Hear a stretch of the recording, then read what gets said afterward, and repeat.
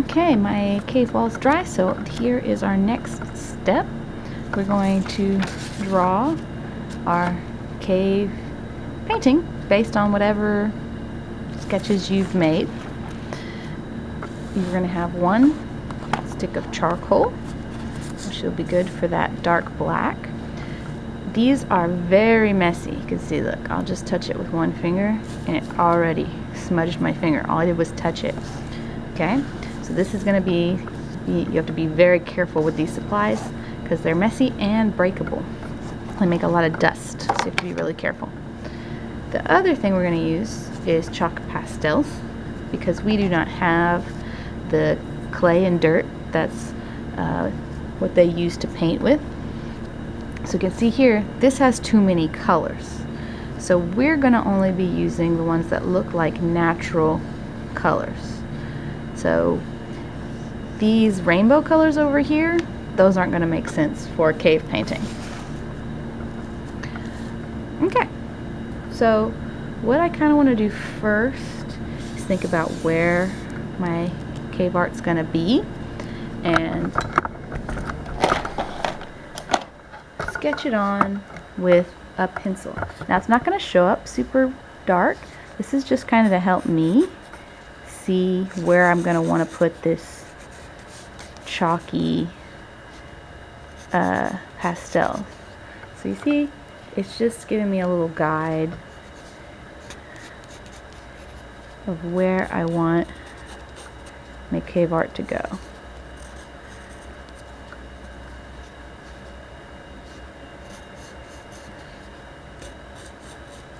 Okay, there's my little deer. Let's see, I think I want one of the circle designs that we see in cave art sometimes.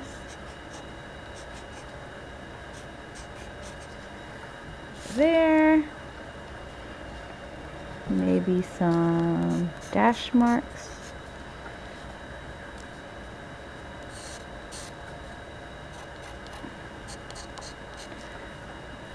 Okay, I sketched out what I have for my idea.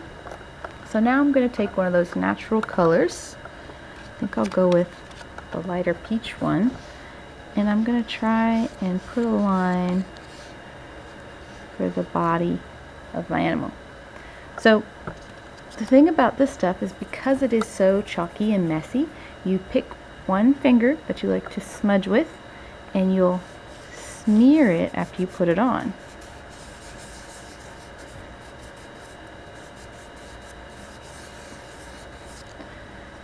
And so you can see I'm building up the shape of that animal. It might be kind of lumpy because of the paint, but that makes sense because the cave wall would have been lumpy and hard to paint on too.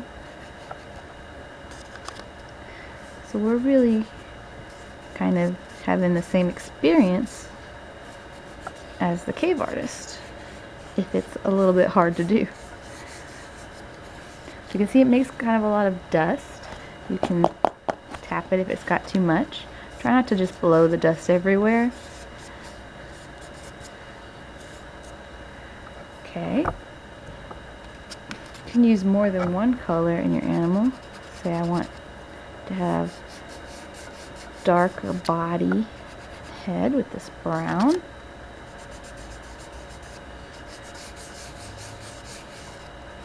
Smudge it in. So now, using our black charcoal, I'm going to make that dark outline like the cave paintings have.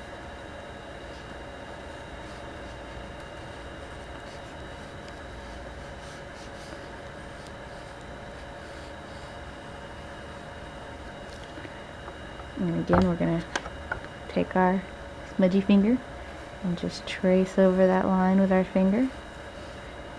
Try not to smudge all over the place because it is very messy. It will cover up and turn everything black if you're not careful.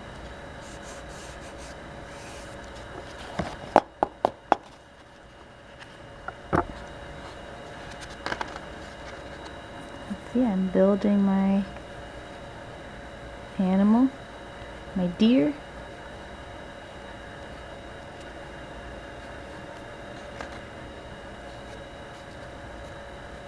I'm kind of rubbing it on. There we go.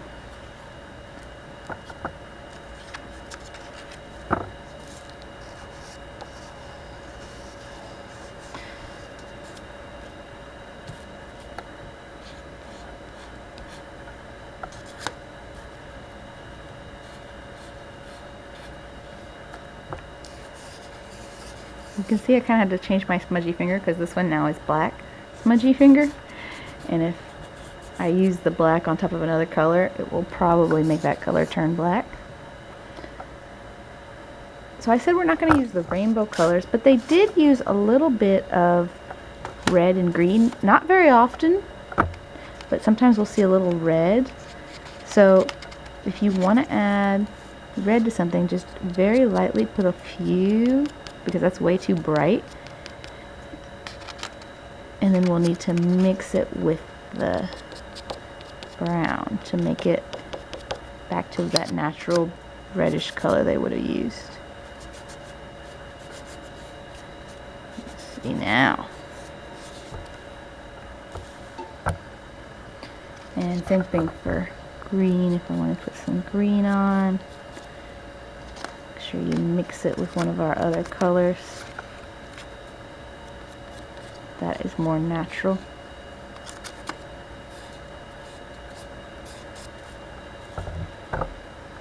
Okay.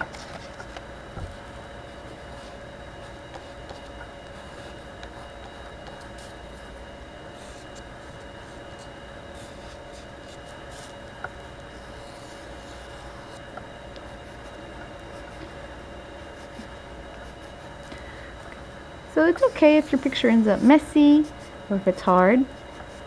Remember, we're experimenting, seeing how it would have been difficult for the cave artists. And remember, if we were doing it like them exactly, this would be on rock, and you would have had a little light like the size of a candle. It would have been very hard to see because it would have been like firelight. Put some marks around the place.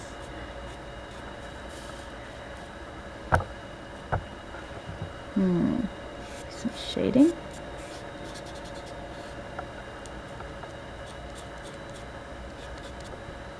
Oh yeah, a little tail.